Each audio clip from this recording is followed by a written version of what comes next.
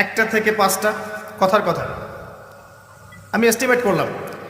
এই সময়টুকুতে আল্লাহ রাব্বুল আলামিন কাছে নেমে আসে প্রথম আসমানে, অর্থাৎ তার রহমত নিকটবর্তী হয় এবং তিনি আহ্বান করতে থাকেন 3টা জিনিস। 1, কে আছো আমার কাছে কিছু চাইবে, যা চাইবে আমি তাই দিব। 2, কে আছো আমার কাছে ক্ষমা চাইবে, আমি তোমাকে মাফ করে দেব।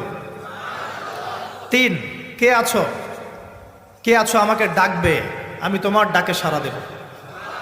মানে এই সময় আপনি যা চাইবেন ইনশাআল্লাহ, আপনার আকীদায় যদি শিরক না থাকে, আমলে যদি বেদাত না থাকে এবং আপনার রিজিক যদি হালাল হয়, ইনশাআল্লাহ তাআলা আপনার দোয়া কবুল করা হবে।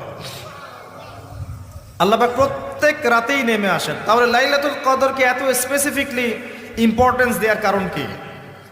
একটাই কারণ, মনে রাখবেন, লাইলাতুল কদরকে মর্যাদা